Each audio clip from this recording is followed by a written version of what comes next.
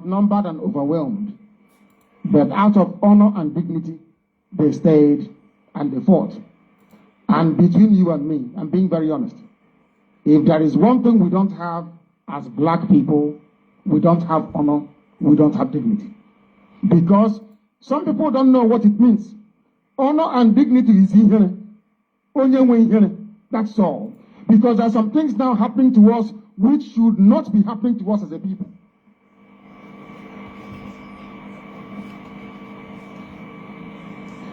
Can you tell me how many hours? Hold on there. Wonderful people there for lovers of freedom. Very, very fast. I'm gonna be very fast today, and just 30 minutes or 40 minutes because I have a lot of project at hand. But I just want to put my voice so that many of you will know that we are still in line with what we are doing.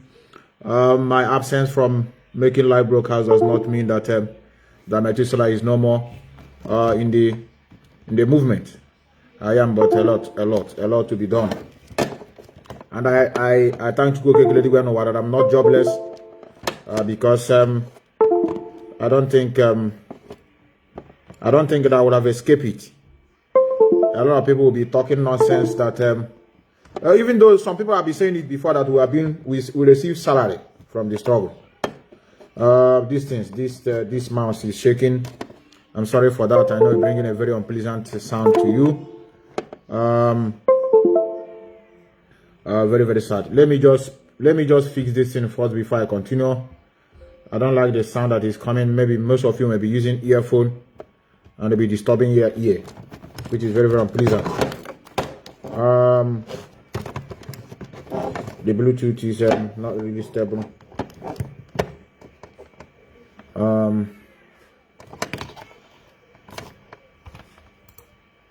Okay. Let's continue. Now, I want to thank all of you that are here. I see Mazi Victor. I see Mazi Destiny Fernandez. I may Chancellor. Ifeanyi Okoronkwo. I see our lovely sister Blessing. I greet all of you. What is going on? Sometimes we must make sure we calm down to think and reflect the way forward for all of us, and at the same time, for those that inhabit that region that you are trying to rescue. Because sometimes we'll be rescuing people, but those you are rescuing, they are not even getting the message. Some of them, it's not that they're not getting the message is not permeating because of the type of human they are, because of the nature of humanity in them, because of the environment they grew up with, because of what is used to their life, because of the influence, the bad system they have inherited from all the rest of their life have done to them. And that is why the message is a very, very hard message. We are going to see to it. If you see my post, case study, because sometimes we begin to wonder, those that inhabit that region that we want to rescue, what is their attitude towards it? You can find out that it's zero. It's zero. And only us cannot do it. Only us cannot do it. Is those who dwell in superstitiousness, who conjure up memories that seem not to materialize. I call them the illusionaries. They always hallucinate. You know, they begin to sleep and get Biafra. They will be dreaming and they are in Biafra. And any little thing you post, you see them, they will write, Biafra is here. No. We are not into that nonsense. This is facing the reality. Enough of those stupidity. We have to stop in our life. We must concentrate and face the reality. We are not yet free, and that is why we are still fighting to be free. Biafra have never come in spirit. Biafra have never come in any way. We are fighting for it to come. We must make sure we stop these jingles. Some of us will continue deceiving themselves. They are Biafra of the spirit. Biafra have come spiritually. You remain physical to manifest. These are pure lies. Unless they want to connect it in another dimension, but they have to explain it properly. If they, maybe some of them may mean their activities, you know, feeling it, people talking about it, but this is not the restoration of Biafra we are looking for. We are looking for the restoration of Biafra in truth and every honesty. I want us to pay attention to the voice of Mazi Methuselah that I'm going to play here. Just to still tell many of you that have been following him that any of his broadcasts, many of you, if you pay attention to most of his broadcasts, almost all of his broadcasts is touch about the stupidity of a black man, and he still hinge it on the religion and at the same time superstitiousness. That's why sometimes when we are speaking, we cannot shy away from pointing out that particular area that we are, you know, being deceived. And I know there's a lot of things that are also contributed to the fact that we are down, and at the same time we're on the ground, not knowing it. If you look on social media, you cry, you shed tears. You shed tears in what is going on in our land. Those that call themselves celebrities, those that call themselves the content creators, those that call themselves the bloggers, those that call themselves the prank stars, the movie stars, the comedians, the musicians, the religious leaders, and at the same time the traditional rulers, the criminals that call themselves native doctors, and the retired prostitute, or maybe I will not call them retired prostitute, I call themselves as a one. These are the charlatans, the hungry charlatans, the criminals that don't find any space to deceive people. They now turn themselves into Ezewanya and the Dibia. They are on social media. They are on social media. They say perfection can only be achieved through practice. Where have they practiced and even studied what they are teaching many of you online? That's why we say we want to destroy that mentality of spirituality. You don't have to stay in your sleeping bed and you tell people that you are spiritually inclined. And then people should continue listening to you in the name of Ezewanya, in the name of native doctor. Some of you that are scholars, where you are, some of you that are professionals, you pass through the higher citadel of learning. You pass through secondary school, primary school, universities. Some of you even repeated classes to your master's degree holder. From there, you find your way to PhD. Some of you that become a professor, you know that you acquire knowledge by physicality. You learn it. Even though there are historians today, they still have history in their schools. They have professors of histories. Those that know it, and then they can begin to interact with one another, they know it. Those fools that are doing Ezewanya and native daughter, where did they learn it? Where did they learn it from? These are criminals. And why they are thriving is because of the system. They are progressing is because of the decay and at the same time the destruction in our society. We are idiots a clap for a little thing that has no meaning. You see them spreading money on social media. They spray money. They spray money. They'll be spraying money. Criminals. They don't want this Biafra to come because they are doing fraud in the country they reside. They are defrauding nonsense souls. Some of them are fraudsters, internet fraudsters. When they see us talking about Biafra, they know that if this Biafra comes, this our fraud will stop. Therefore, let us fight against them. Let us tell them that they are not going to destroy this place, that we must manage Nigeria. In Western world, since I've been here, attending occasions, I've never seen them spraying money. They have money. They have money. They don't make too much noise. They don't make too much noise on social media. Igbo people are the most useless and the idiotic people in noise making. They make too much noise. They make too much noise. Some of them are in this country that I am are answering chief. But they are working in restaurants. Some of them are doing delivery job. Some of them are doing night job. They are high chief at home. Chief, they answer, they collect title. They work night. Some of them share papers. Some of them are begging. They call it a sharoti in Italy. Here, they beg with newspaper. In the form of they are selling newspaper, but they are begging. But at home, when they want to travel home, they will wear all sorts of beads, different types of sizes. And they begin to carry handshake 3 times as he cheer, also chief. Noise making people. And that's why we are on the low, the lowest of the low. I tell you. Now, let us listen to the leader of indigenous people of Biafra, Mazi Methuselah, the man that made it possible for us to continue speaking. I hope I have it here.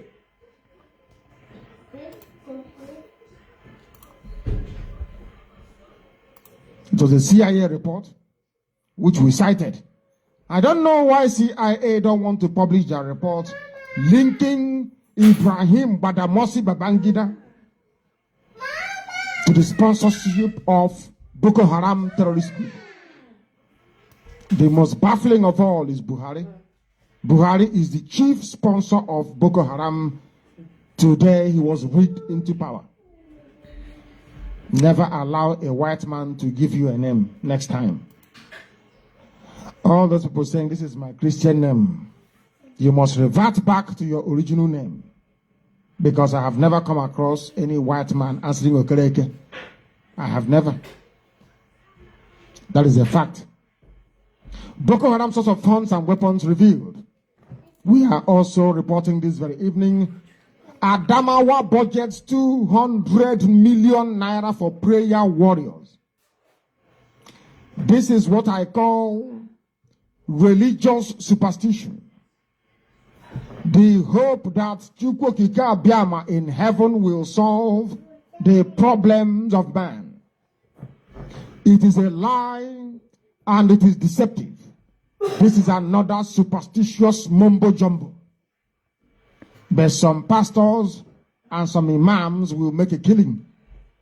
One of the most religious places in the world is the zoo, yet they have the highest number of pedophiles within it. They have set aside budget to pray.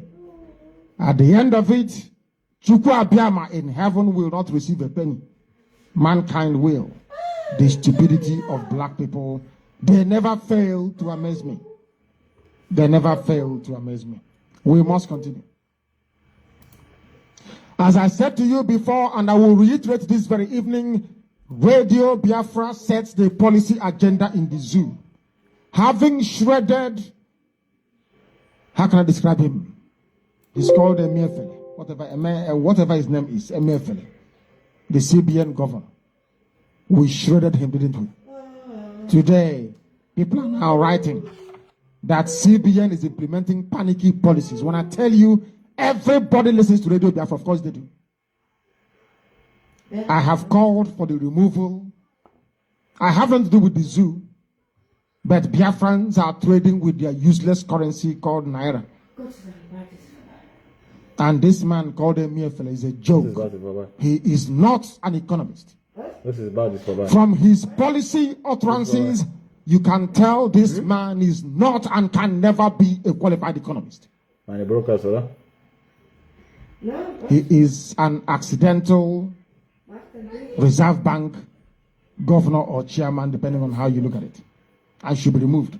Today, they are reporting, according to Yoruba paper, CBN implementing panicky policies, according to the Enugu Chamber of Commerce and Industry, Mines and Agriculture. Now, pay attention.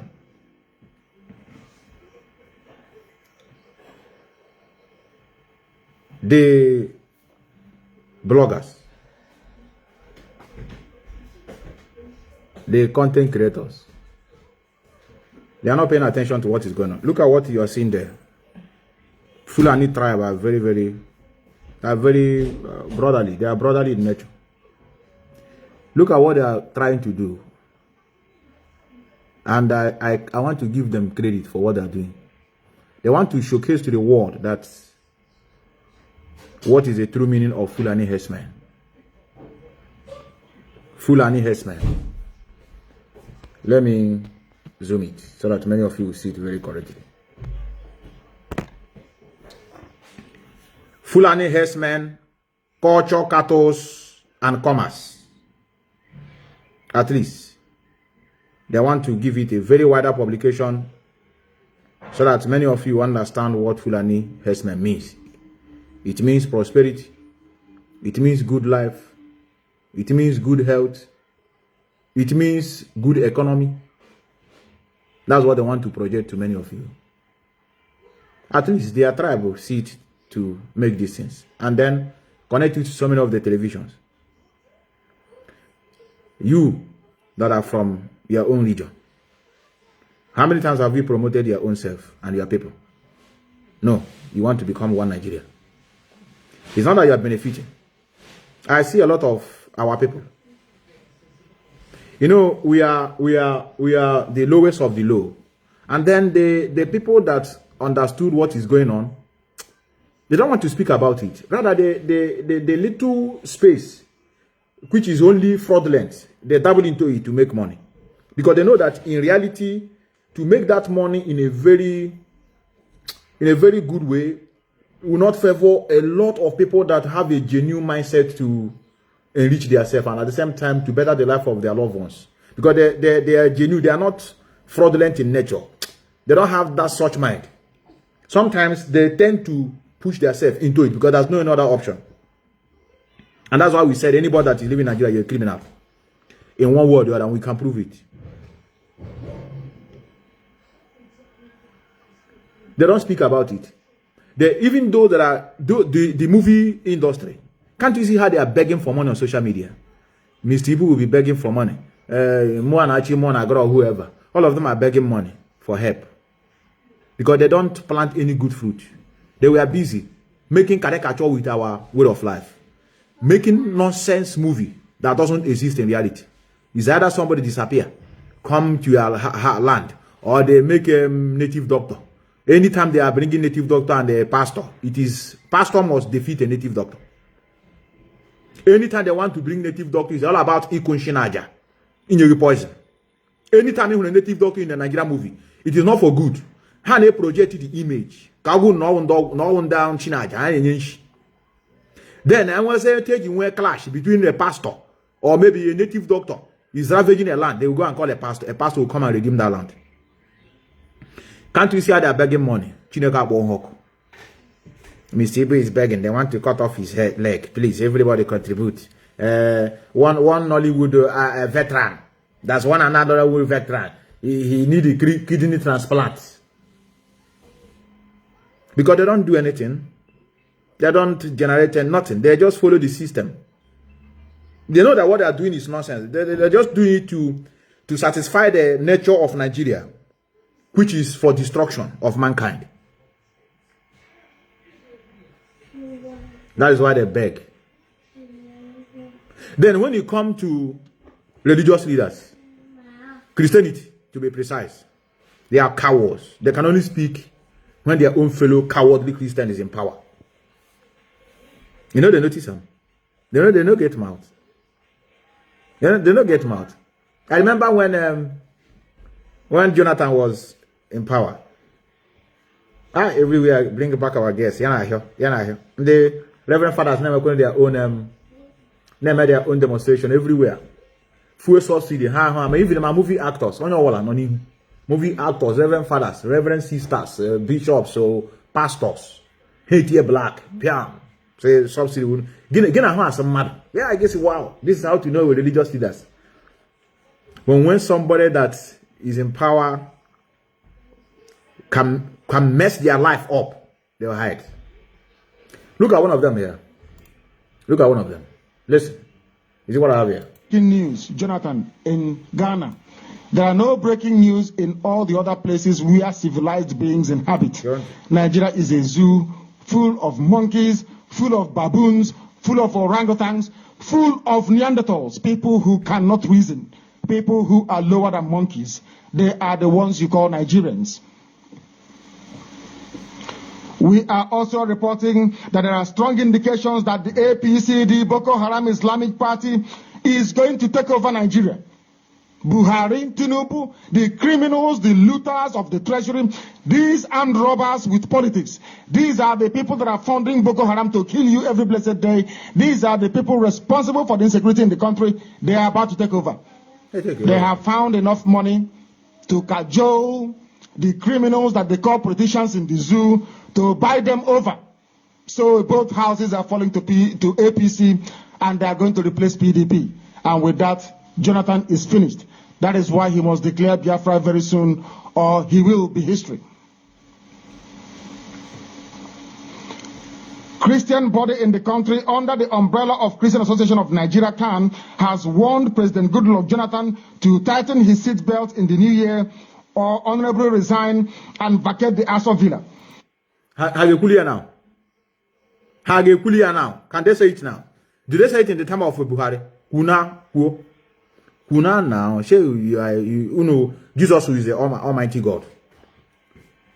Talk now, say if you don't want to do this one, you resign. They can't talk. That's why we don't need them. I don't need them. I don't know what I'm doing even this move. I'm here and this struggle. When I'm going okay, this is the reason why we should allow these people to coexist with us. Nothing. It's all about idiocy, destruction, division, and deceit.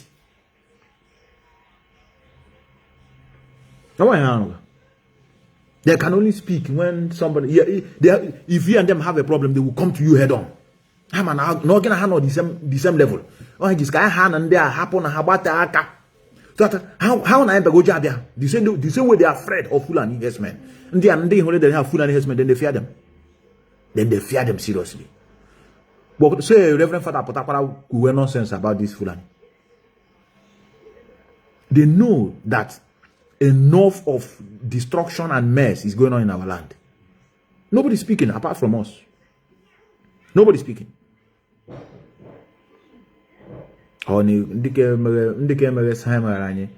That's why sometimes this idiocy they claim to be fighting for Biafra using den guns with the contracted by Nigerian government. I am demanding that they are not fighting for any freedom. We are not yet in that direction of, going outrightly war to restore Biafra. No.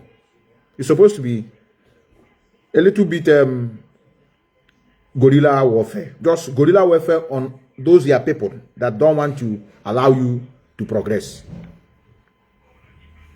All of them are moving freely now. The people that are suffering are a lot of people have called me. 2 people have called me. They said they travel home. One is afraid to speak up in the public. The other one is telling me that they say he must pay. He traveled from Germany down home. The area he went to, he found these criminals. They are telling him that he must settle them because they are the one guiding the village. That's where they have power. These idiots that say they are doing Biafra, claiming to be Biafran government in exile and Biafran army.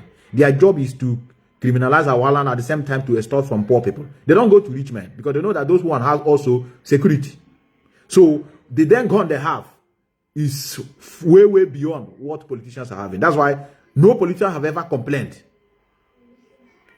If they complain, they need what I call security vote. 2 people have called me. The other one says he's afraid, even for me to call his name, even though he told me his name. But at the end of the day, he realized that he said he trusted me. I see you do speak. Please, I'm passing through hell. They have been threatening my life. They always come to my house, say I should give them something. And I've given them the first one. Next week, they come again. They say they are the one guiding the community. So they're doing nothing. How come more when you can suffer? So the same way to these people, they go to their own fellow. Matthias is speaking now. Can't you see how everybody jumping on him? Because all boy. So Matthias will fool any man no way. A deadly one. No way. When I started Okobo, there is also a Muslim that is talking against our race. Oh no, Ipob lower the battle. Oh, in no head Zion.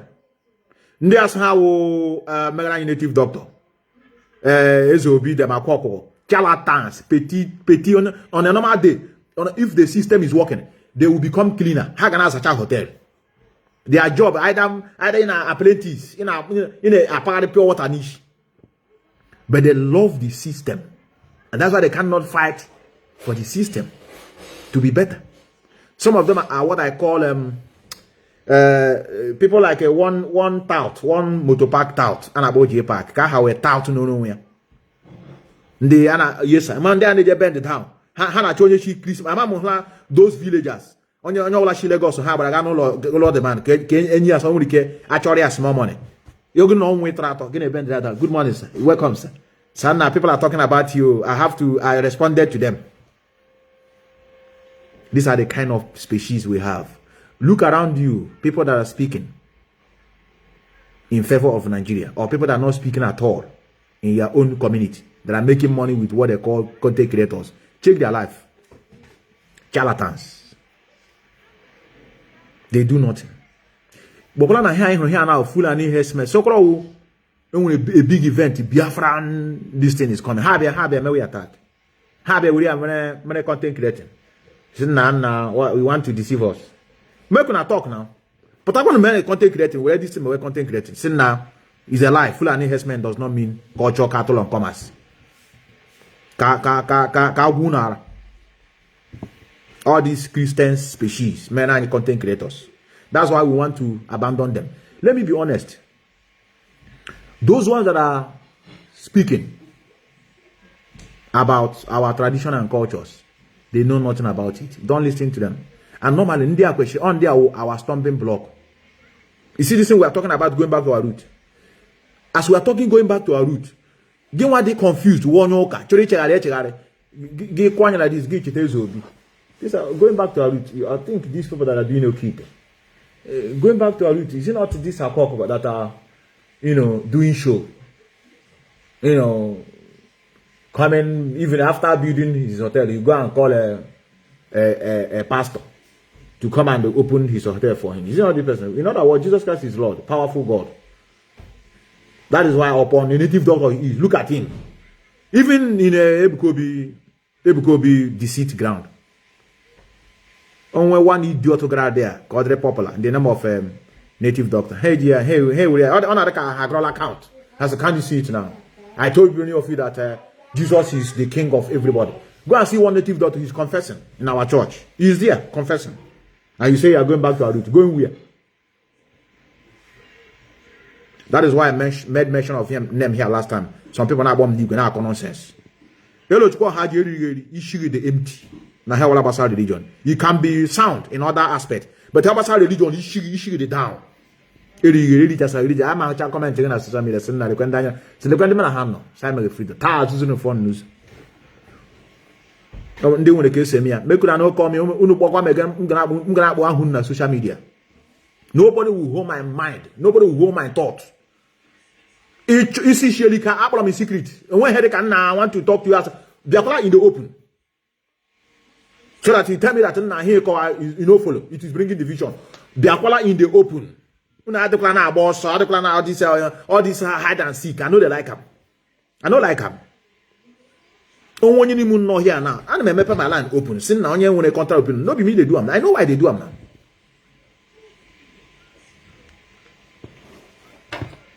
Oh, you get repeat here. Chairman of the Southeast chapter of Khan and the Anglican Archbishop of Enugu, Reverend Dr. Emmanuel Chukwuma, handed this warning to Jonathan. Handed a warning to Jonathan. Imagine, most Reverend Bishop Anthony Chukwuma handed a warning to Buhari.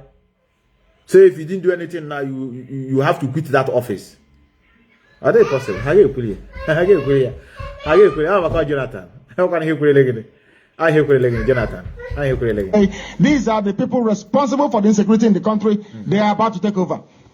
They have found enough money to cajole the criminals that they call politicians in the zoo to buy them over. So both houses are falling to APC and they are going to replace PDP. And with that, Jonathan is finished. That is why he must declare Biafra very soon or he will be history. Oh, what a history. Christian body in the country under the umbrella of Christian Association of Nigeria (CAN) has warned President Goodluck Jonathan to tighten his seatbelt in the new year or honorably resign and vacate the Aso Villa. Chairman of the Southeast chapter of CAN and the Anglican Archbishop of Enugu, Reverend Dr. Emmanuel Chukwuma, handed this warning to Jonathan in a New Year message released on Tuesday. The cleric said that President Jonathan must rise to the challenges facing his administration, especially the alleged cases of corruption in the polity, unemployment, and epileptic power supply. The cleric avowed that if Jonathan fails to live up to expectation, he should prepare to vacate the Aso Rock.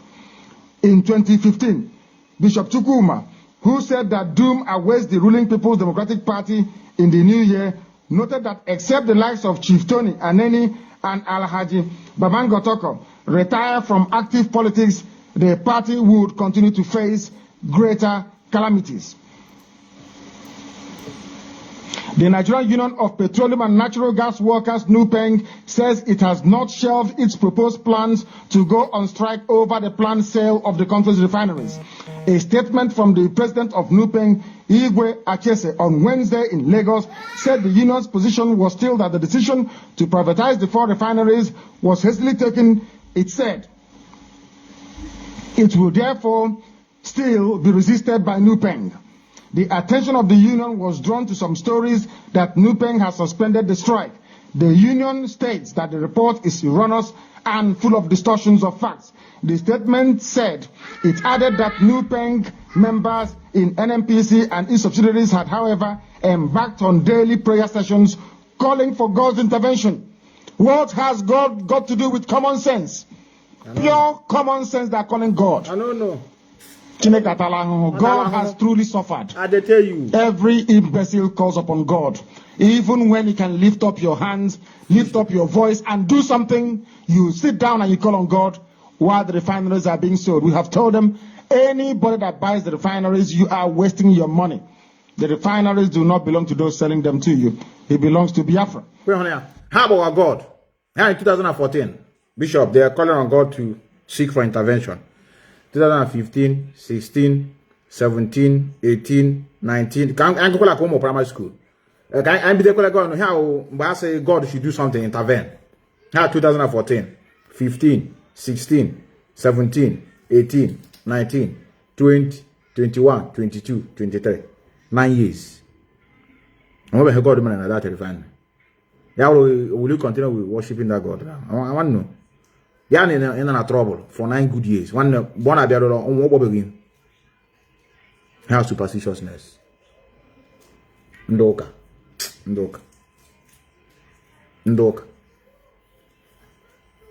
Some of them have you have deviated. Mano hashirish. Mano hamala question on the same category. You have deviated. You're no longer talking about religion. You're not talking about religion. Voice no how voice obokrishi chineka work. I'm shout for release him konyara. Maybe each of come like this. Uncho come now come I'm really near like this.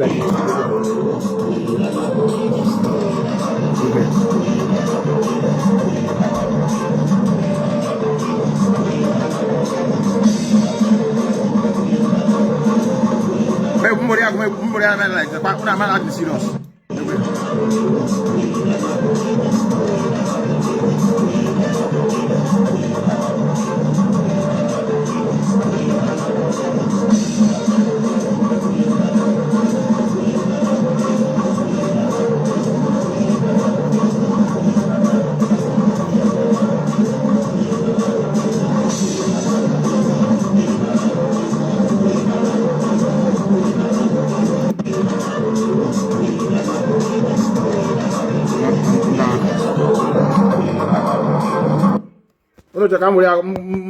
Every them game that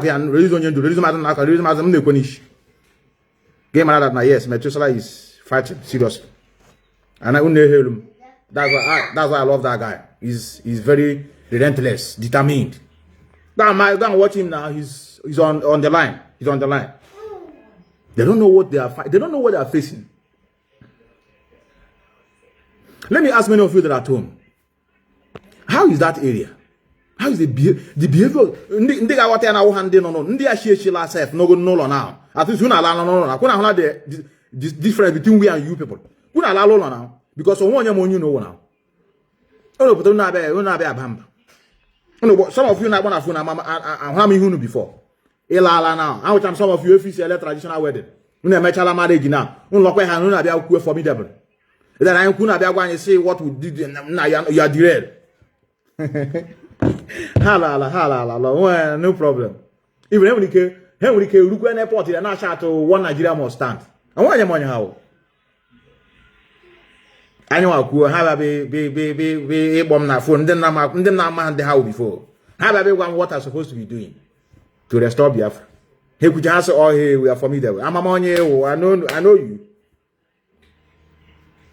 Just like last time I opened live here for people to say we are, and this is what we are, and I've never deviated from that. Positive criticism to the authority. Is he not a member of yours? No, I'm asking. Couldn't about that name or a member? Even a Nedo with them. Are they not members of the leaders? How is the leaders now? Because no, that time I am the name who got this in the authority. So I will speak to the authority. He's a criminal. What is his name? Nedo Febu. That one, good woman. All these people are leaders now. Obedi them. Prefer the Iranian them. Okay, happens. Criticism is not an insultive word. That is why I'm the hot for that our brother down last time. I'm on your on a bomb steady. Here was Biafra and their manner. I agree. But told you the opportunity.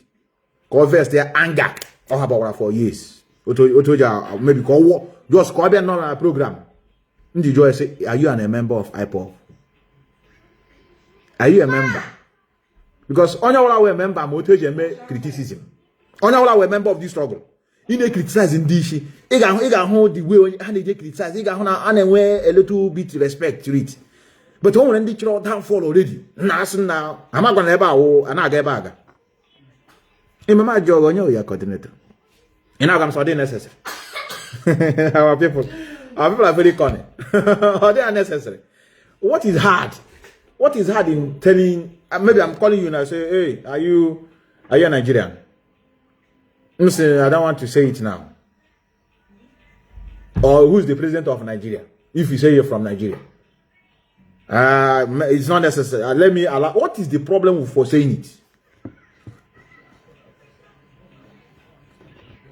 All the thing that is killing us, hypocrisy.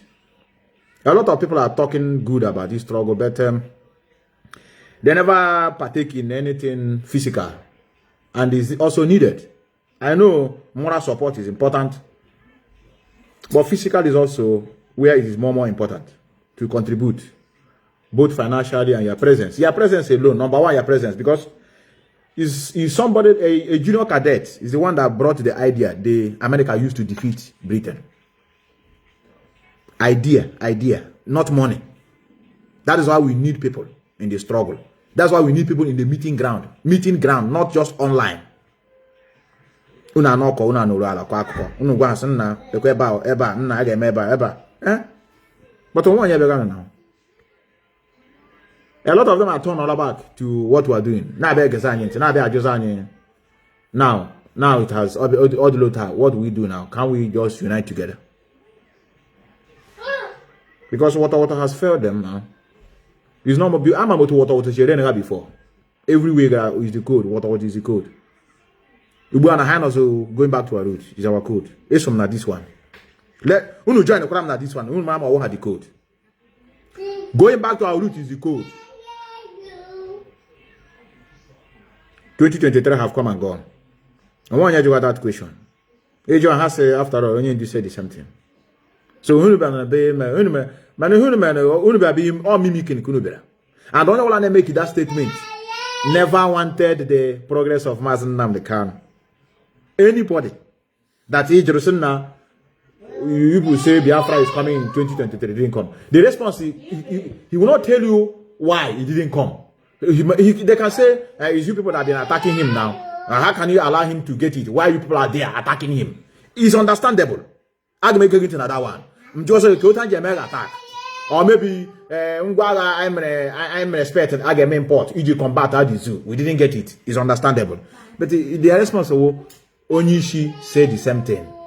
After all, Mazi Methuselah, even though one idiot at this time, Open the same thing. Did Mazi Methuselah didn't say that Biafra is going to come in 2015? Didn't he give us Psalms to read? He gave us Psalms now to read. He had to come and have argument. Okuya. Psalm on Abia, Psalm on Abia. This is I am Jibunu. Why don't you walk also? On your one that Psalm. And I know that it's not only you. And I know where the Psalm come from. A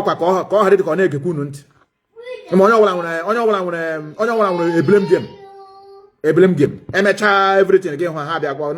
Now you make this in no come. I tell you what you do. You didn't do it. I tell you to let us pray Psalms. I didn't even pray that Psalms. It will come. Oh, one man and a ego prophet. Ego prophet. Go and ask him. Actually, I had to pull that thing down. Actually, on your that program, I told them the program. And I'm the last program before 15th of December. Also, if Onion did not come out from now to 15th of December, you know that the God I serve does not answer prayer. You know that I'm here to deceive people. Actually, I'm the thing at home here. Pull Olia down. So you cannot begin to see that what they do is what I call try and error method. Try and error method. That's what they are. Look at this one. Look at the watch this one.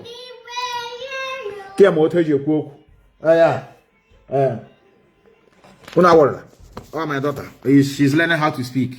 She must speak by force. She must speak by force.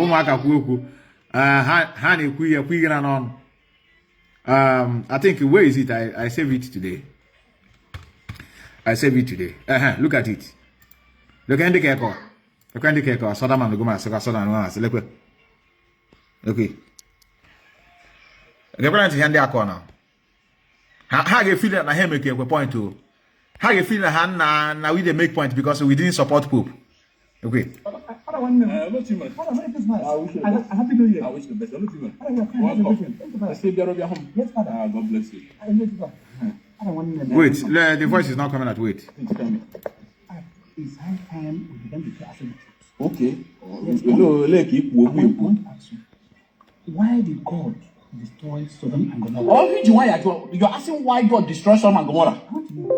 God destroyed Sodom and Gomorrah because of a sin called sodomy. In fact, everybody that was found in Sodom at that time were all gay, both male and female.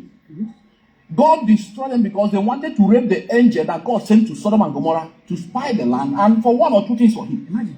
In a layman's language, they said they told the owner of the house to bring the angels out, but the woman hid the angels. The woman. Look at how they are deceiving themselves. God, you could angel are hide there. She wanted these stories because even offered her daughters who were virgins. These people rejected. Can you imagine? Even Nemecha offered the people grand at the Sodom virgin. They rejected it. She wanted these stories. Look what you had. Him will keep feeling him make a point now. Chai. I signed our freedom. Nkuto has to concentrate. We are here to get to Biafra. You are here talking another thing. Given that she wanted this history now, because Luto Jinak had no there. Even when Abraham told God that if I find 50 people in this country, call in the whole of Sodom and Gomorrah, God said, I will not destroy Sodom and Gomorrah. He said, what if I find 40, 30, 20, 10, 5? God said, I will not destroy Sodom and Gomorrah. Where did you get their news? Because Sad Guru.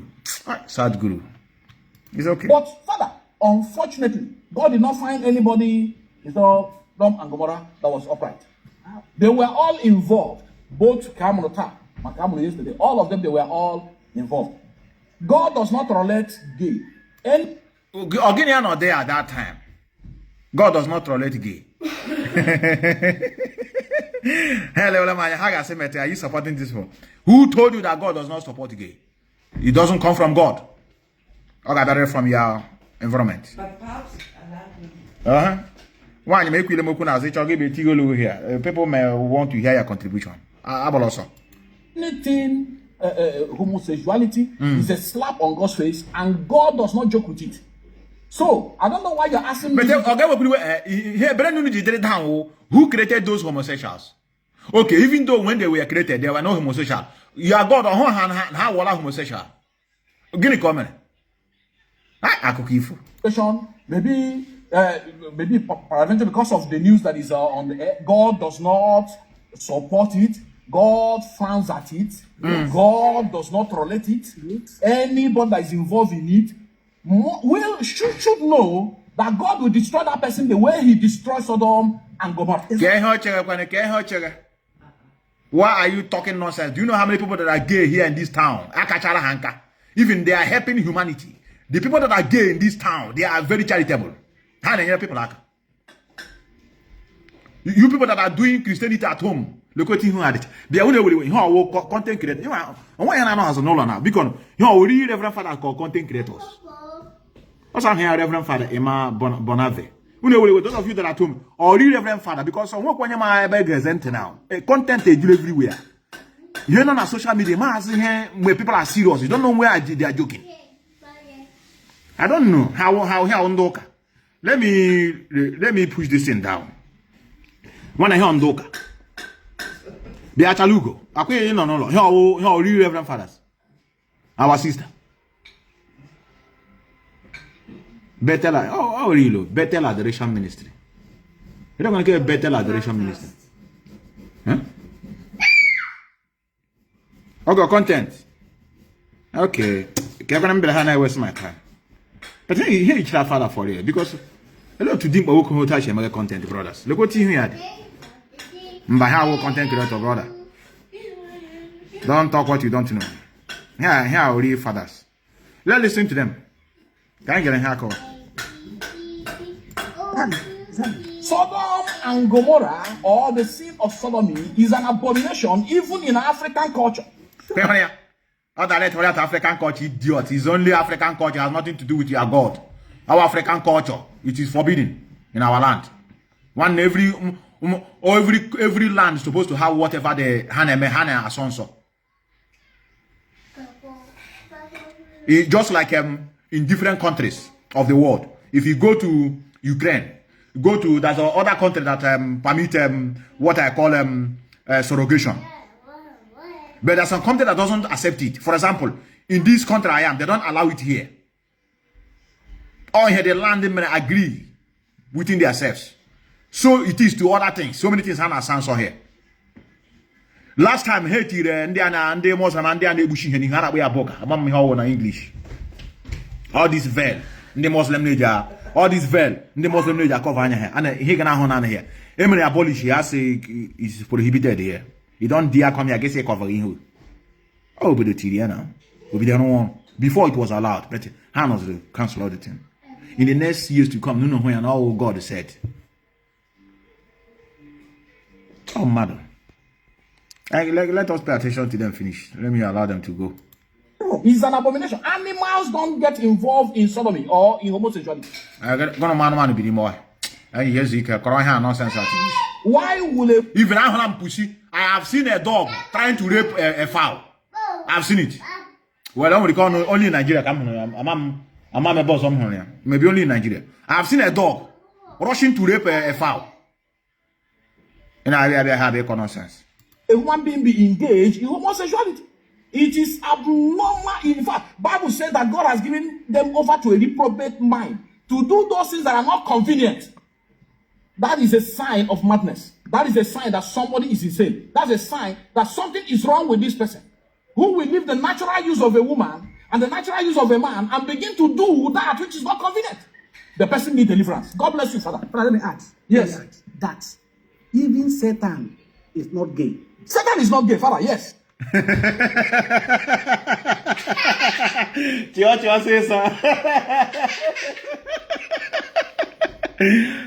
I hear Satan before? Dear God, people. Yes. At the Garden of Eden, Satan saw Adam. A naked Adam. And went to a naked Eve. And ran after the naked Eve. Father, God bless you. This is a very good insight. We cannot be more satanic than Satan himself. I like this one, Father. Let me check my content creators. Hey, coach, who can the content? Let me check his page. Camera or critical content. Camera, Hoji, man.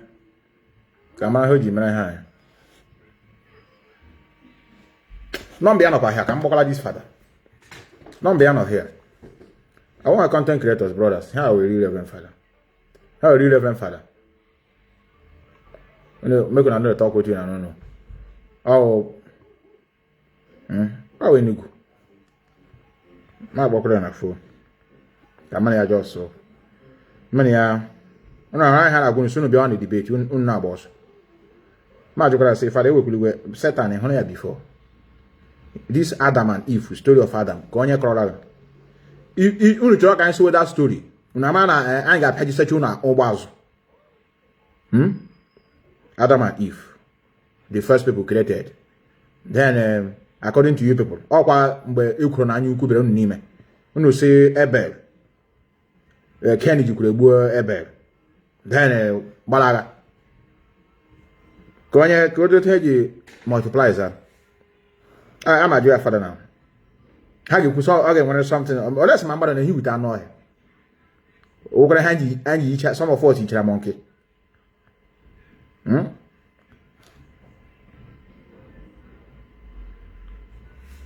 Let me call him. Reverend Father Ma. I will be very, very kind to him. During that come there, they kind. No insultive word, very calm. Very calm. At least. The Queen Hall Catholic and Anglican. I may pay her attention. But the go on that there man Pentecostal. Come on, cream, come on, using the phone news. No one there.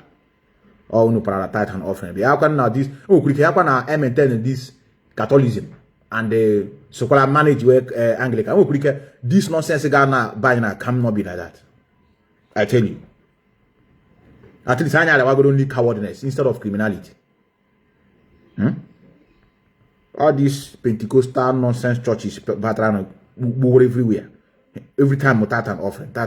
How many bishops no on a private jet of a Catholic church? How many? Even Anglican. How many of them on a private jet? No one don't need to do Naga Pentecostal church. Don't need to be a leader in this struggle. One of my Catholic, I want to man and the Catholic and Obia Tower no ma one day I need to know Jesonica. On a Jesonic all from you people can help for that. All the offspring. Able to soon I can have her. All on this. Let me call this man. On a WhatsApp, Father. Father, on a WhatsApp, man, make a hand direct call. One time able was my credit. There was my credit on you. Reverend. Come to my hair content. Father, know how WhatsApp. Father, know how WhatsApp. It's okay. It's okay. Father, I want her content creator. How Reverend Father? Oh, Reverend Father. Oh, let's ma. Yeah, I'm quick here now. I want her begin her join her content. Because I want her Gaza no now. Oh, quick her join. Oh, quick go. Let me start from beginning. Somebody said I should pay attention to the beginning. Sister Queen are here. I greet all of you. Let us start from the beginning. Our Father. Our Father. The Queen not. Our Father. Let's talk with him.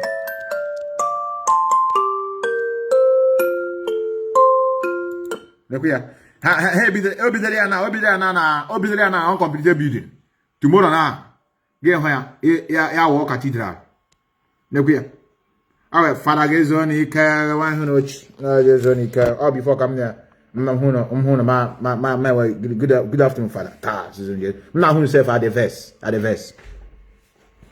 I'm going to have crusade, Christmas and New Year outreach. And all about it, but only about it, say the chic. About at least somewhere, look at the look at where they are sharing things. Father is okay. It's okay. Oh, we I need it. I don't know how. I knew again my problem. Yeah. Look here. For about ya kolakana bo with this bia with this. Ya kolakana bo with this bia with this. Ya munanya o maka. This is what church is supposed to be doing in our land. Look here. Red Cross Outreach Home. Obo ete Enugu. Father, ya the prayer na. Every time I all with this bia with this, but at least. Ibada gabale. Ibada jishika na mago. And what problem with you people? No, see where the problem lies in the government. We don't have a problem with you people.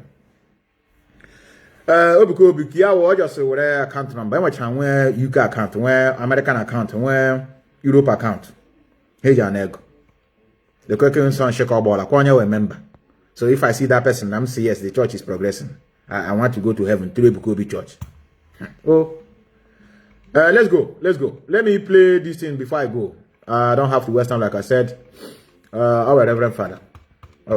No. That's more. Yes, more one heaven and have bigger content is understandable. Please celebrate my daughter with me. Show love, God and humanity. Happy birthday and wedding anniversary to you, my beloved daughter. Father, happy this happy birthday. Father, happy now this girl, happy birthday to my daughter. Say, nah, 1 year.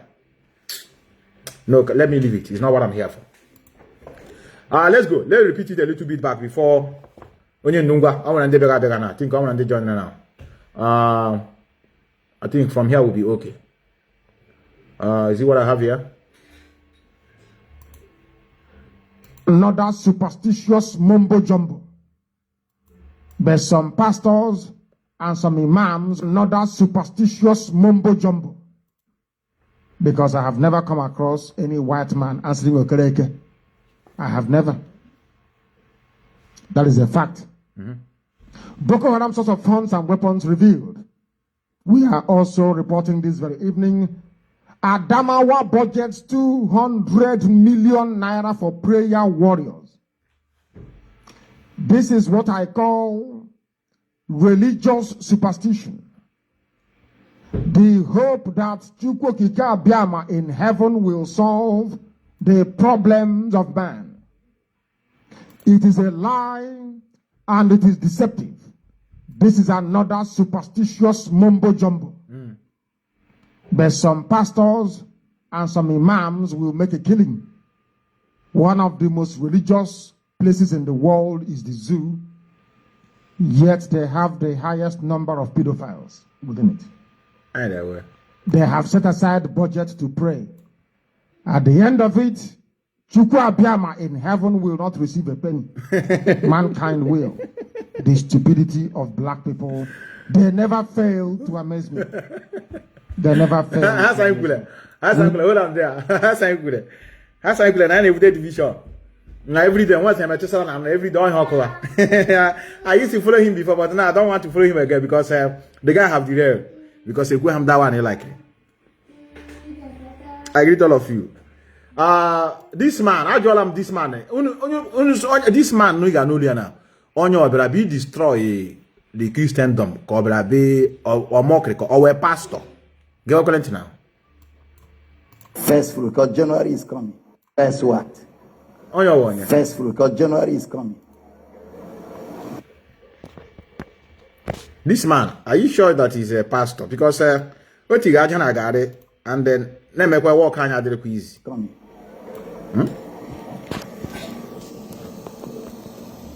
They are warming up to collect your January salary.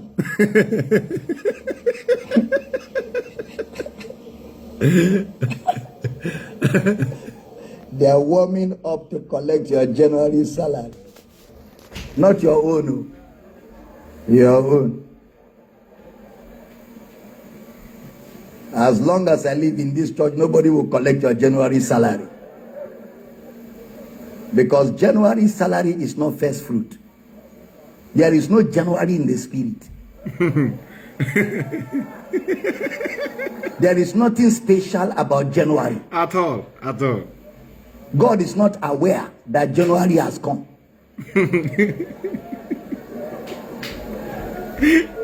So why are they collecting your salary in January? And we so you see for the beginning of the year. How would you kill you? We do not observe these. At all. We do not observe months. Why your January salary? Do you know how now? Wait first, I'm coming.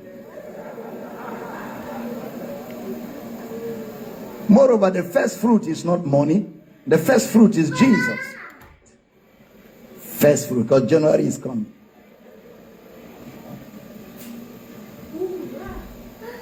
They are warming up to collect your January salary. Now, before I go, what are those statements sound to you? These statements sound to you that criminals are coming to all these pastors are like Ebe. In fact, vulture. They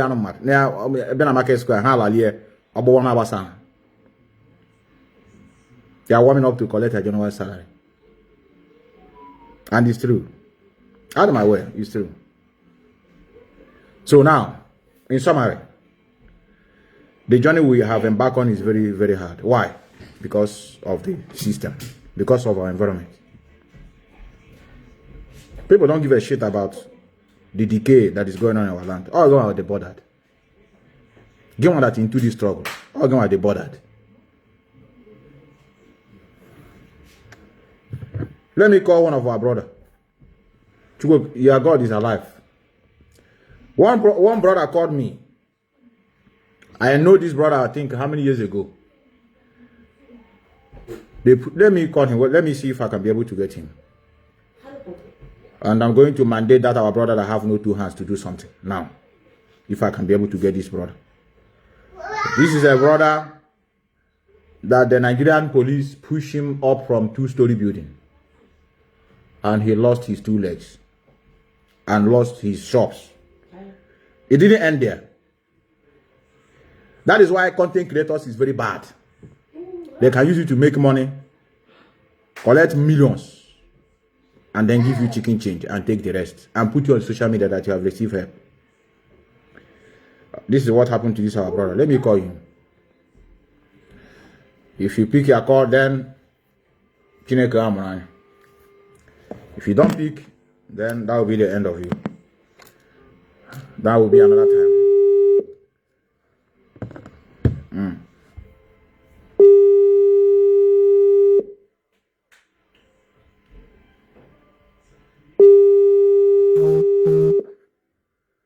I hope you will pick. If you pick, you pattern in our giveaway.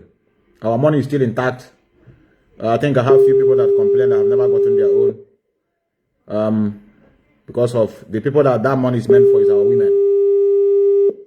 But be it as men, at least we can give small to some of our people. So this our brother. If you pick your call now, then you will get a little help from us. Then that's it. That's it. It's not my fault.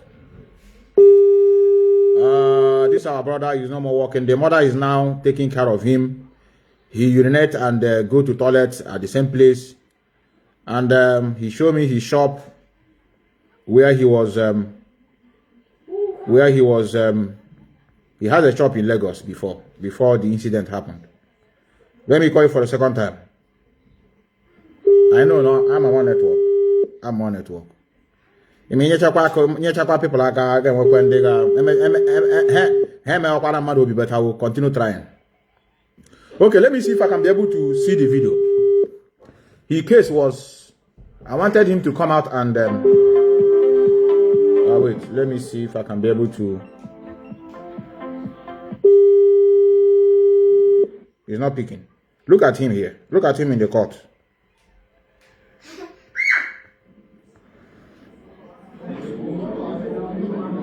He's in the court.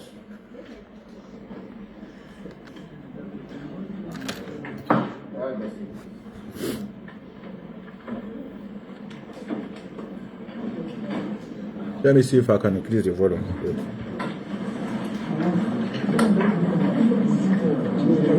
Look here.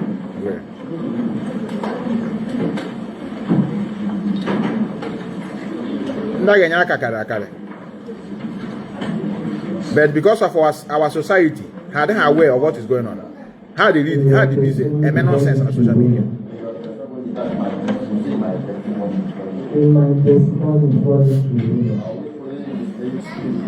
Why are the same artists and become the head? Come and coffee. Now I ask the voting at you, voting in my car. You are in front of your shop. Where? Aparaba and a group. I want to around that time between 12 o'clock. And they say bring me out. They torture me. They torture him. They give them like 19 bread. And they even say they don't give food. Even said the way they pay up me, put my I don't wear liquor. I just be like common criminal. Even say another thing in fact, and then they torture person, then they go carry me put. Everybody, even 80 man. All of them got this some meal. I said, I was looking in my grab. I didn't put this in my father from IG. It's okay. It's okay. They say no be for now, no be now. Is this real? No. So they leave you for some rich evening time.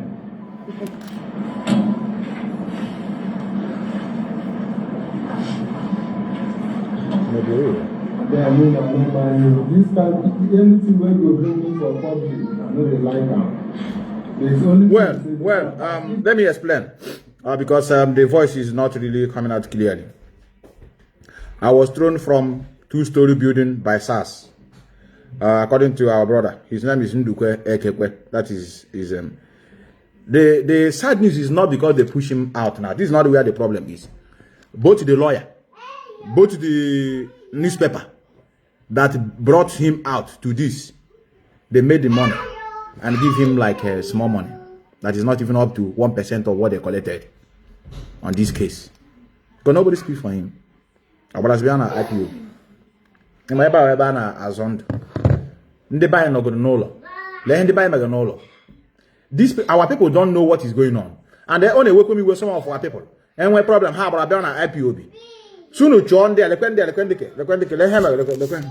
Envy. Some of you now so go and make your money. Now envy. Envy is killing you. Let the club boy you have a wedding I go and Newi.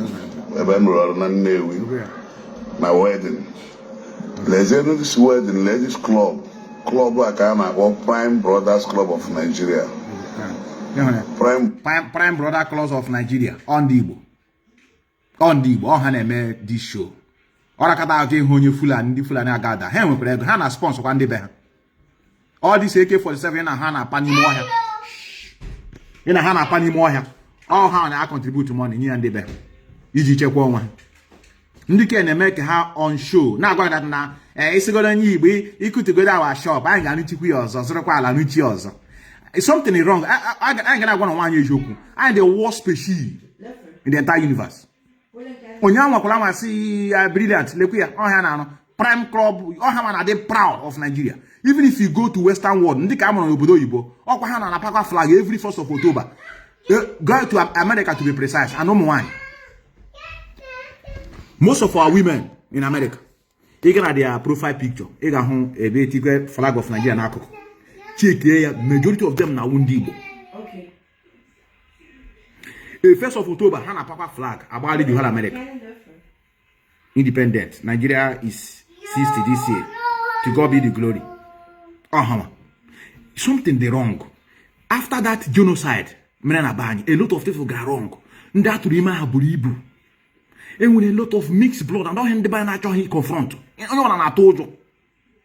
He watch our race now. One man the Pachamaki cry here. Can be full and maybe market the car Sana Bacha. Mandi GA like this. He joy one hour. That's okay. On your bam on your kitchen. Then big man or why I brought a Mikuzoku Nan. I want to be free for what? It's not how people are killing each other. It's how we're going to be free. Let us.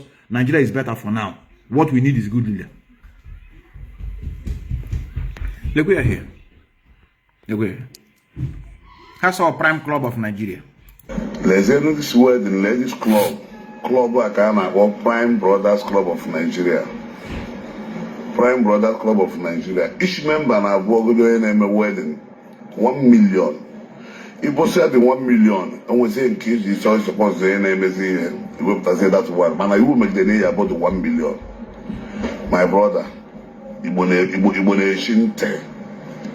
Ibone mesi ike karere. Onya na na-ekwu okwu now. Or what about banyu agara? There's nothing wrong in going for occasion.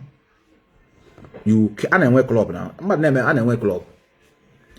All this show we meaning. Nga how 1 million. It just got so one tia na ba. Ke ma 1 million.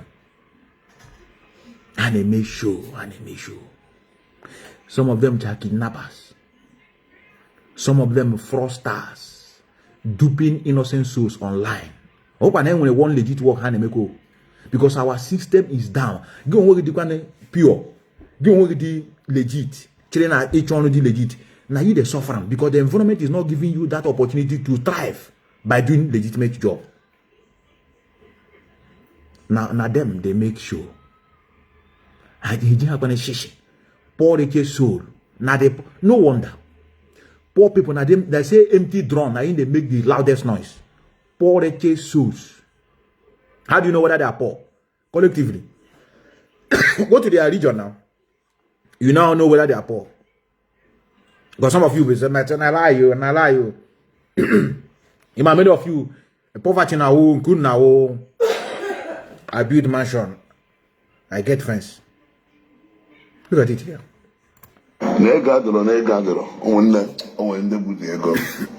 Watch this club, my brother. Ego over this wedding. You have to for club, but in a club, vanity upon vanity. One never got it all from vanity. Choco do for Benolo. But you forever, what happened? I figure happened. And you go here an adult. And they make noise. You that are watching, I don't know, maybe you must have seen. I don't know. I want to talk about the country I'm living in. I don't know about egg like this over there. Even the government will even he can have one at your house. Ordinary, you can withdraw a 40,000 euro or 30,000. How do you get this money? I remember when I want to go and put almost, I think around that time, that money I put in bank, around 40,000 euro. They have to come in now and ask me, how do you make this money? Because obodo background, obodo man go in spend in a year. They know approximately, plus or minus.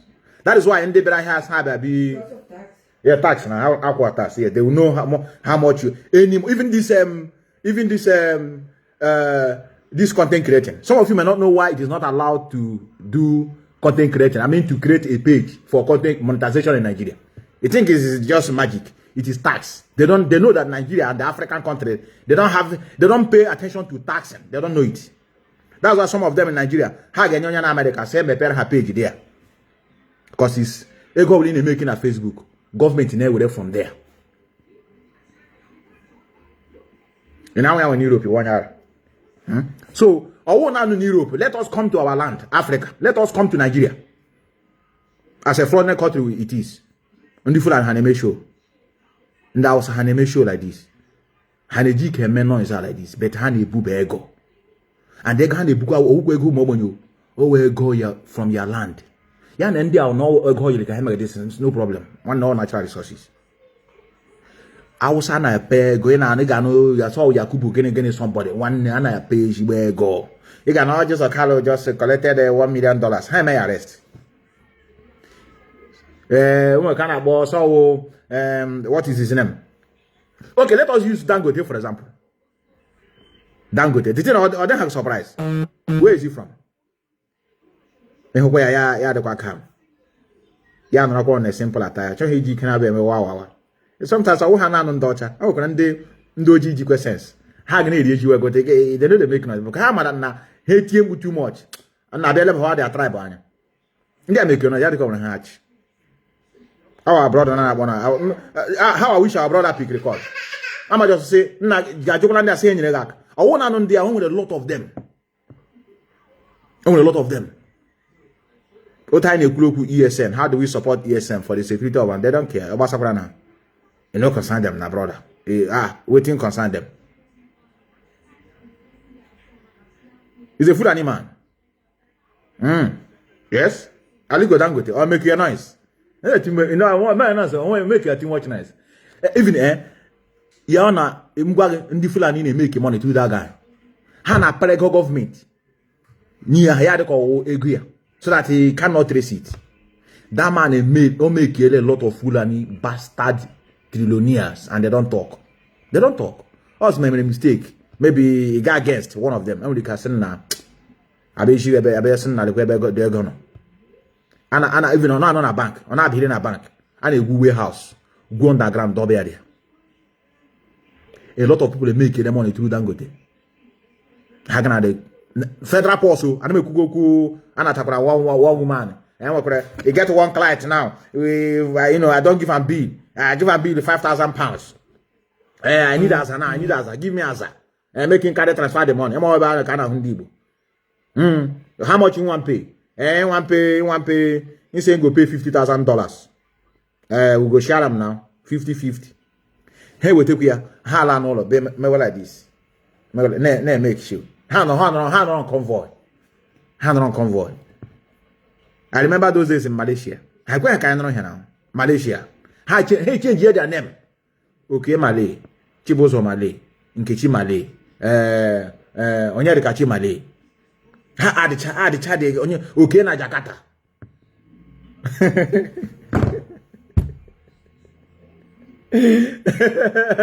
No wonder couldn't want pieces in now. Igbo kwesịrị ime mkpọtụ. I don't know what I can see even himself. The man did not good. On good. On one year, but at least on good. Also, Igbo kwesịrị ime mkpọtụ. Man, the guy my content creator. Ha not one bunga hate here on Facebook. One skit maker just gift himself one duplex like that. Yeah, there's iPhone 3, iPhone 13 Plus, Nigerian naka. Say picture with the dollar. That was an messages. Say picture. They don't invest for future. They don't invest for future. That's why if you see this Nollywood, how can I ever hear? They don't invest for future. Nollywood, I know that they surprised now. Kind of or so monogram. I'm calling in a bed. I saw you all. Oh, cool. I got fundraising. I know about that. Saying Mark.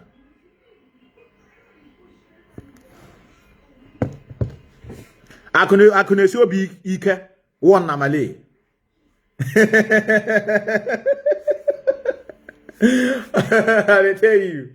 I tell you. Yeah. Me champa konolo. You agree chanolo. Yala China Malaysia. Ha takura na that one room. No kwa dia proper computer.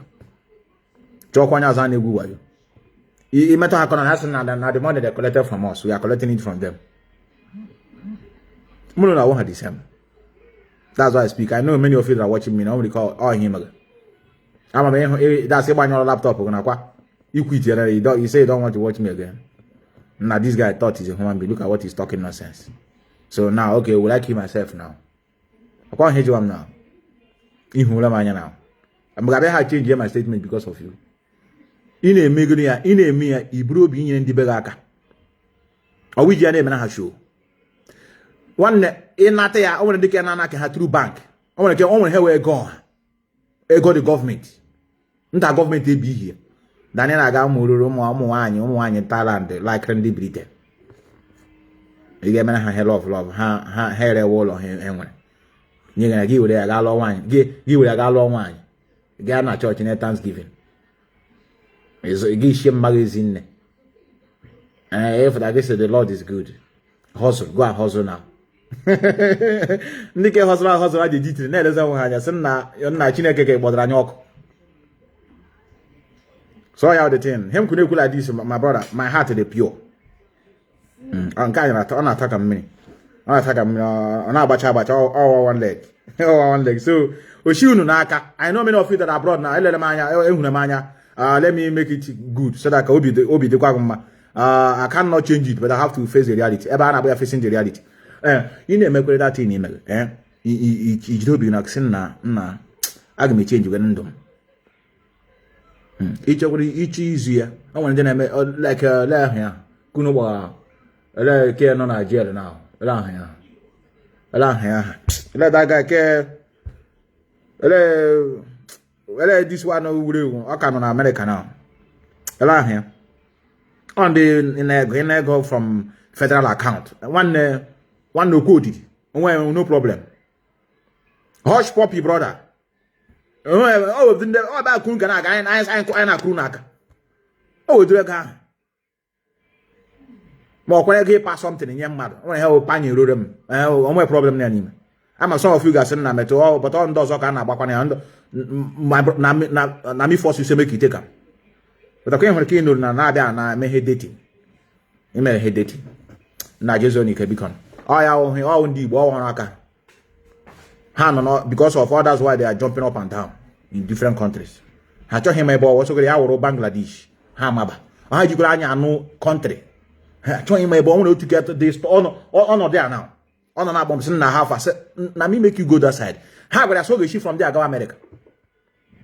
Literally, she from Guatemala. Le country that thing. Is it Guatemala? All there. Igagana, Zila Chadana, Vice Spy. I want Europe. I just say, taking a place. Sangala. You get Jacka with a great job. Oh, no, there now. Oh, one for brother again. Oh, no, Kananga. On the all who are kind of hammer. I'm no shoe no all frustration. Indicate you can wait to what instead of you keep quiet, how they make noise. Oh, no, amateur has a good but soon you people are marginalized. Can't you see if you are marginalized, why are you doing this thing? And I'm how to a jikon one, you know, one yaka. Will help all your people. You help all somebody today. That your help might generate to other people. Before you know it, the society are okay. I have to leave money off you here. We are stuck in Libya. I brought in Libya. Aye.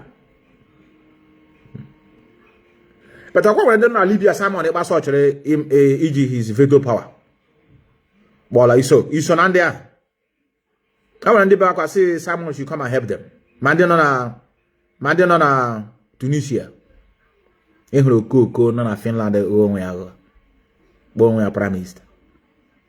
They call out to the president of country one. I'm one idiot. Put on Facebook, a content creator no. A content creator mapa. Make you go through monetization of his page. Our prime minister, please help us. We are stuck here. Use your power to write to the government.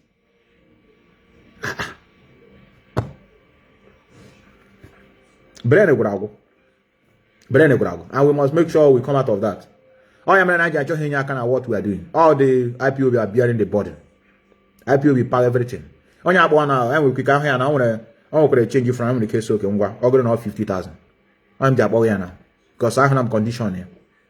May I want you to take care of him now? May I pay him on a wheelchair? May I take care of your memory? And the worst part of it, on a believe. Mother get help stand up from that wheelchair. Yeah, we hear a policeman as SAS members. One day was SAS. But I go out all on your shop or other thing you store. Also, mad pepper, I saw something. Now shop here. Yeah, now that thing on your or the walk one. You're better easy. Could change another one. Or they have to changing or that's with the trouble. Before you know it, I do where you're a criminal. How many people have you defrauded? Before you know it, they are going from front and back. But I go upstairs, Sheba Quatue. Yeah, all this is lame now, and I got shop here, you lose your shop here. And the cash shop here have a hell to go everything on him at the shop. Hey, already I'm to buy everything on at the shop. Who is speaking for him? Nobody. I want you to go now. I heard you brother IPO. Oh, but I'm long time ago. Ma try again for the last time. Before my lap. Ma try again for the last time. Yeah, my pick again, man. I will to go gather my joy. Come pick, come back again. Okay, I'll call them. Okay, order. Let me call you again.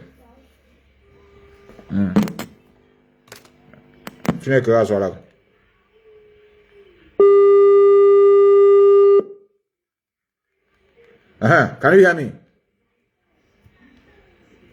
Hello? Yeah, can you hear me? I'm on a live program. You know you have been worrying me.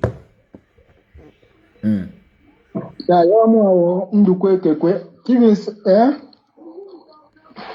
Adam, I will.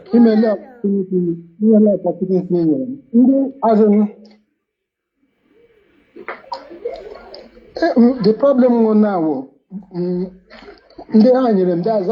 this wound because of a man at on the SAS or jump or any lawyer for and there's a any lawyer for once I'm gonna have a Basra SAS. And I told you.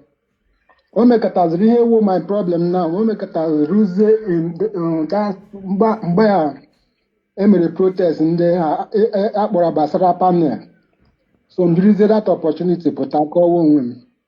You would then go ego annual 7.5 million because I'm on that one. Ego annual employer just sees here. So new room knock out of that 1 million because I'm going to that case because up to 4 chop na Lab International. One way has na park just I will 7.4 of which him rejected ya. Delay as happen not get many things. Able to that money 7.4 million. Name source of 1 million. Now I check at them no make boy guys or months. Yeah, I can't even this time around. And if you say, I want to this January. The most common in the boy, I mean, says, come cover and the Biafra and the wiki here maka at least any them lawyer wiki igwa ya okwu Gwagent now. ka ajụọ ya ajụjụ. Gwagent. Gent. When did this incident happen? How many years ago now? They have married since 2018. Gwagent now. There's one newspaper I saw you in a newspaper. How much did you get from that newspaper? I think that they cannot put your name out there and your case without getting. How much did the newspaper collected from your behalf, and how much did they give you? They not give me anything. Upon how many million where they make for punch, they not give me 1 naira, which means the lawyer connived with them. Thus, according to it's like those has meet the law. Village total. You know village. I'm on village. How many shops came in a village now? And what's the question? And what's the question? If we say if this December, say now work at David because all they are sharing me this December. Do you know why I'm asking you these things? Oh, can those going back to where we come from. Going back to our root means a return back. Remember where we come from. You see, when a shop, I'm not in with 4 shops in Lagos and the warehouse. Now, those people have looted. They looted what is in your shop. They destroy your shops. In other words, you don't have any goods now in that shop. Exactly. You want a shop now? Shop again. Even more long shop. What's the more like this? But can you not going to buy me this struggle? Are you a member of Ipob? The answer is no. I'm aware. At least I go my way. I want to know like a member. Why in Lagos? In Ipob, that time in Lagos. It was all my religion, and even my mom who Jehovah Witness me herself happen. That's a happens here. Another at top of my business. Every time when I acquire oku Moses, mo na acquire oku Nnamdi Kanu. Oh, just that money and when so good. Today's changing. Some of my property by an go with a new Chande Jehovah Witness. Now I call one. I'm out onye ndị chọrọ iso ya baa paradise onye m nọ nkịta na ọsọ IPOB ebe mwa bi ya na ebe a wee ebe na-enye m joy upon this situation nọ n'elu onwe another na hope of Biafra onye na-enye m source of joy. So Mario, what of your father? My father knows. Okay, Mario na got Jehovah Witness. So, Mario, when we go to church, but at least, but what I do, but I'm there, but I have a issue, brother. Just be honest. Sir, and then I be why you can't go right from time. Nde Danile, Monday or log when you have a gum sauce or why you ego bala hamaka, a rebel, some munda up on the witness, and when you would 1 naira. Come a habia like this, and no gukum why you. On which under Gucharia because some buy hammer. Some money transfer account here. On which rande ogu guys in the guchere wayo. I can about ogoma marketa. Mande 1 million, mande 1.8. All Jehovah Witness, munde the most of honor them self. Ndoka. Okay, I know what I will do. It's a head going banao. Connect you to any lawyer who you can present your case so that they can be able to ask questions to the lawyer that is holding your money. You made 7 million in the case. Is that correct?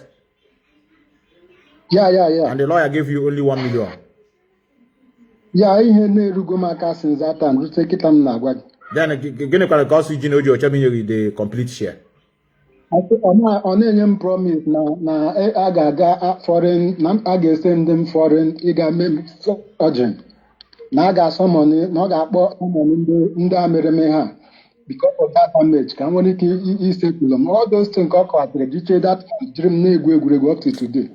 They punch that money can punch I went up to 4 million to 5-6 million. No one and they punch them get a just name abandoned like that. It's okay. I think I remember one certain time you came to me. That's why I recognized you when I saw your message. And you kind of a wheelchair, okay, but I'm not the wheelchair. You got what religion, aqua? Mba, the thing step onye na-ajụ m ya sị ego pụrụ onye na-abịa anyụ m ya na-abịazi based on ego pụrụ m n'aka. Okay, when you broke aka before after because the last time I'm not going to aka I'm not going to everything. Onye m kpọziri na-eghere ma na-anyụ ya mana since ego gwụrụ ọ na-abịazi. So anọzi m hanging now wozi days anọzi m amaghị in fact brother. Okay. And elo ba nwanyị akwa? Mba onye na-ede tell them to with this problem. Or guys are gashi ke hu bi ụmụ nwanyị na. Okay. Nsogbu I know what I will do. I will you need a small financial help, number one, and you need a lawyer. Akwa? Yes, I am. I got one joke now. Before my house, I don't keep joking now. During the time in 2018, at least I know going to knock that. Just a joke, all that, all it is sincere now. Ghana Potago. Now, Kebi no that time 2000 Queen e can I have a man here basa Biafra. Even when the condo go but you are not among them. You won't handle support at that time. Akwa?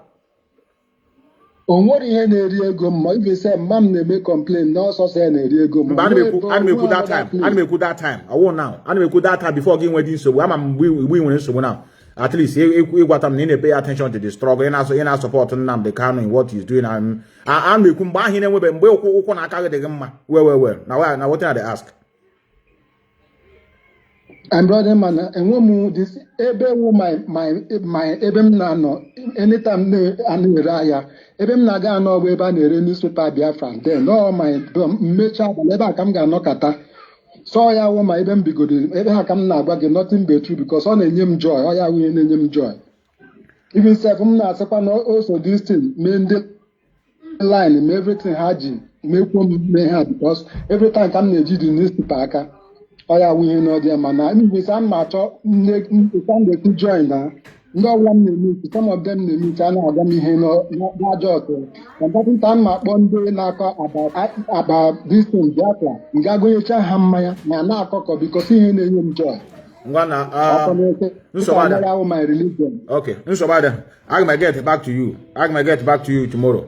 So that I'm more time shall run the other go because I want a lot of people on our I always joke, I'm very sorry for your situation, but in as much as your situation is so, critical, but we're also facing the reality. To us, when things are going well, they don't give a shit about what we're doing.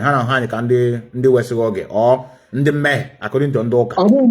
But another talk, just hold on. Another talk about you and my generalize here. So with all these questions. I won't, I'm not that, but I just want to make a general statement. But it will not stop me from doing what I want to do. And I will try all my possible best to see that you get to lawyers that can be able to look into your case. I think I'm no SAS, the man no SAS, yeah, but I won't the issue, all your money. The verdict reached out. I compensated with 7 million, and he went at 1 million. So 7.5. Okay, 7.5. Okay, give him 1 million. Okay. Yeah. I don't want us to do. I'm not like a secret. I think that one had a chamber in the open. Another case on his own. I will call you tomorrow. I will call you tomorrow. We'll talk. Okay. All right. Okay, thank you, sir. It's okay. Una brother. Emma woha now I want your case to account number. Our people and they I'm one of the charitable. Sometimes I got judge woha on your co account number here at Wego. Bam. I don't do like that. Normally I chose him in a message account number. My platform. No. Ever woha charity organization. Only Jonah gave me 2 o'clock. On DG Umuru distance name make well and you know hack. Met before brother alarm DJ. So what I talk missioner, brother brother she from there divided guy into 2 near this guy half. Yeah, met missioner. Met test quality. One nobody they put account here. We're gonna leave them. I want to thank many of you that are here. I'm happy that I got this our brother. I got this our brother. I'm happy that I got him up as through hell. I'm on a witch here. You know, according to the story of now. I'm one when the cage yaka. Hannah, church Hannah gone I need miracle helper. On Nigeria can one natural miracle helper. And I want a prayer request here. On your one wrong. You with the Hallam working with the wine. Oh, Hannah, you know one hack. Hannah, be done attack. Na guide on one. Hebrin Nola, Hannah shy the rent. You need him. A guy got out and ever rain. A with a bill. He got no split it. I will come meet you at one certain time. I said, okay, I will pay for this. You pay for this. Can you miracle helper? I need miracle help. He make them organ. He don't use me and dump me. A judge just see you are stingy. I see check my body. Check this in. Like, can you afford it? Check this in. I'm here check. I'm going to have I'm arrogant. I did arrogant. Something's in a honey so now. Never more onion. Oh, can I know? But especially Indian on all. Here's a picture. Here we look as a mom here not here. Mom here, mom. I know I can't understand. Oh, come on, I'm sure I shower the tire. Mama now. All the tire, along with you along the tire. Once here we are new now. You know what our brother said? Our brother said that the girl actually immediately other the girl actually away. Or for the wabi equal mother and wit here. I might have a love. I didn't know it. I had after money. What can you do now if we get together? I will cook. I will cook for you. I know how to cook. I know how to cook too. I know how to cook. I'm just want you will say, what are you doing for you? I will cook for you. I'm share. Come going there for the first time. I'm she need your occasion. Gajaji now. Any hour here. Nothing. Oh, here, kind to anyone the two distance now here. What can you contribute? What can you offer on the table?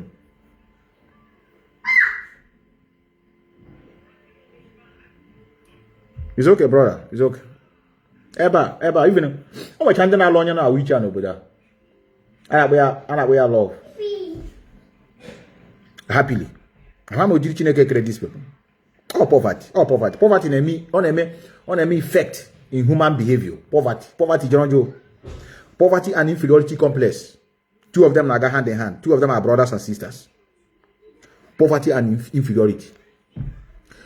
I am head between me now and those that are living abroad who have integrated themselves in the society, and some of you at home. I'm governor. Say this is the son of a governor. Only humility gathered in him as inferiority cannot go in him. Look at the daughter of Tinubu. Give him a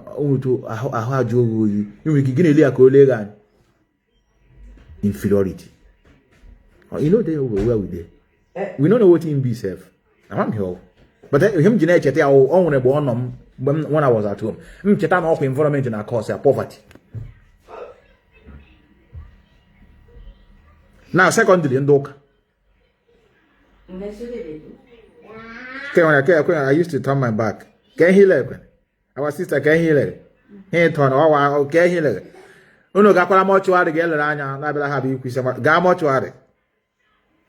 I got make him sit down. Who tell you Bobby everywhere? Let go help. This is another lemon like this. This is I just not that Bobby we are now. I'm an Nigerian motor share. I'm a local mortuary. They don't know how to. And I want to fridge. Bobby we are like this. Bobby we are so organic. What is it? Nothing. Nothing. I don't know these things. And I'm nothing. One and the energy filter. A change you. I'm only just signing you wouldn't believe it. You couldn't. All your pictures on Facebook, you give choir filter. You put us at you no, you're not woman. It's on your meteor physical and boss, or Yadaka on your day, or they have Jenny. You change you on yours. Then we are daughter people. Only cow for the mind over the I do no hope. Even if you don't call it a memmy, you go theater. I'm walking all on now, jam you now, but I had a car, Methuselah or the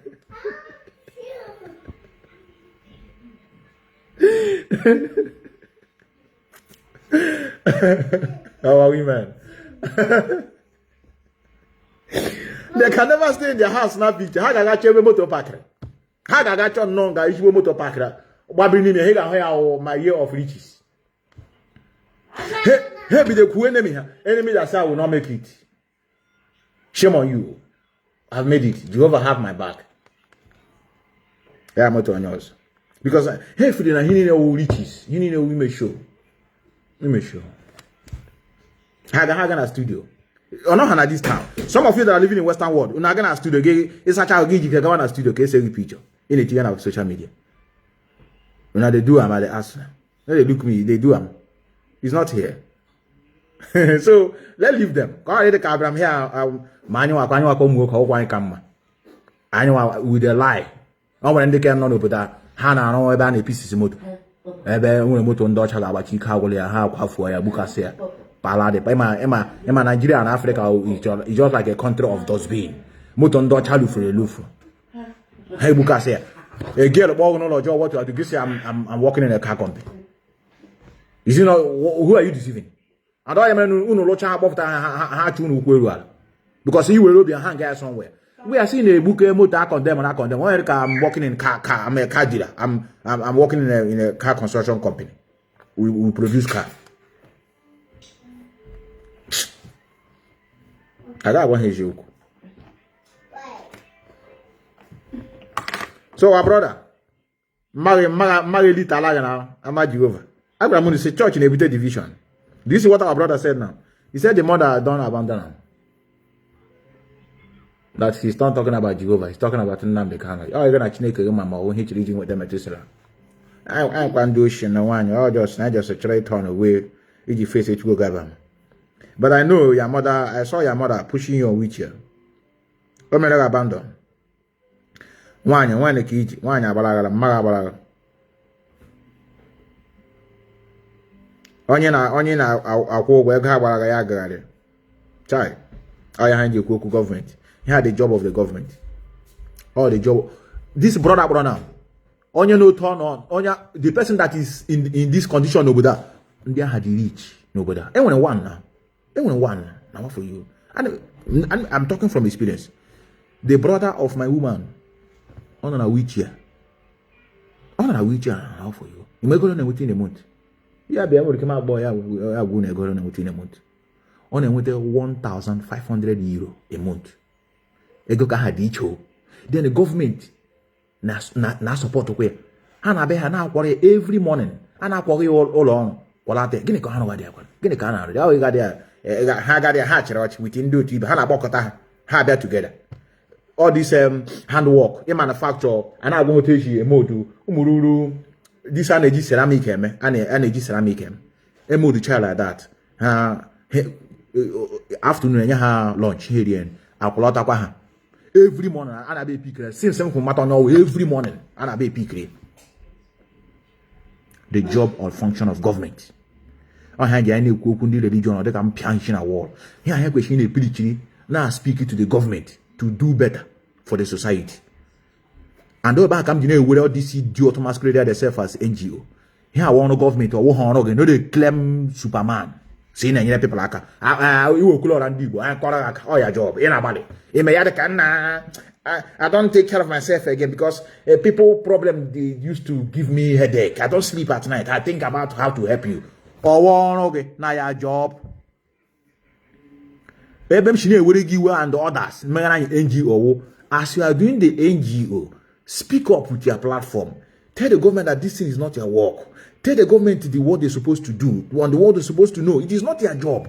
You as a religious leaders, talk to the people that are coming to you that you are not the one in charge of their welfare, no government. How does the religious leaders concern what is going on? Instead of you to talk to the government. Or know our people. If I don't know what the worst, or know block what the road from people not to see where the problem is coming from. So this is what we are passing through. And then thirdly, our race. This our brother, I know she from Yoruba and she from other area. We can fight here to it. Because we are nobody now. I fetch one and ego. I got chala church one. Tium. Relative doctors, so okay, whenever Hannah. I get I can. Kwana Hannah has Hannah Bafa. As a one, another way of making money as a one. Only to them say, only to them chat, only case some chat, only catch some chat for something else. Actually, just look at that and a live program. Yeah, Cockran bomb that as a wine on a gun and milli with a Fanta, with a biscuit. Wizard and mini. As a wine, who now, eyelashes. Eyelashes, naked umbrella, as a wine. Now, mini with eyelashes. Oh. Let me leave you people. I want to thank all of you that are here. Remember this. I want to thank you, Gochuku Osochukwu. I see you, Kafo. KOB, I see all of you. We are gonna get it right someday. But who's the Udokama Obichuku, I agree to you. Mwata Achalugo, I agree to you. Mete call Maga Jehovah. Every day on my platform. Gini Kamaga make yourself. One day I might be one day. I will call me one day. I'll block her on Facebook, but I will call her one day in my normal line. I might be one day. Fotonia Ball, I greet you. Our brother Bright, I greet you. Ada Fevon Dewo, Njide Kadibo, I greet you, our sister. Regina Samson, our sister, I greet you. I see Victor, I see Cephas, Prince Biafra, Uche Biafra, I see Chuma. I have to go. I want many of you to remember this. We are going to get it right someday. But we cannot do it alone. I'm a small problem. I'm a big about leadership. No problem. I'm about this all this flavor them. All this Indian name show. Una bokola born join a number about Berena Haka. Hagen Grunaka. Boana have one Hebrew now, my Italia. Indian e money them. Indian man show is a good them. Just one hand on a phone. How I Gianni. I want to show you the common hand while I am the poor. Then no change you take your hair people. Then none in chic. I may chancellor I see all of you. Mazi, I agree to all of you. Monarch, Livingstone, Chuma, I agree to all of you. Remember this. I'm signing out from the beautiful city of Vienna, Austria. Ebaka, a land where they care for the less privileged. But they don't have churches here and there. A land where they promote humanity. They have not rejected you are gay. Whether gay or no gay, it doesn't stop them from being kind to people. Just that our culture and tradition abhor it. And that is why I follow to say yes, it's not supposed to be seen in our land. But as for gay, it doesn't stop you from helping people. It doesn't make you a bad person. All people's life, but not on our land. I joke on our eventual product. We're going to be outside. So I ain't gonna change in our mindset. Before I'm no atheist, no. Which church do you go? Are you a Muslim? No. Are you a Christian? Which one? No, I don't believe in God. Before. If I hear you don't believe in God, oh God, yeah, say the program. Because it has nothing to do with helping humanity. I did deceive China when we are growing, but we're going to get it right. I sign out.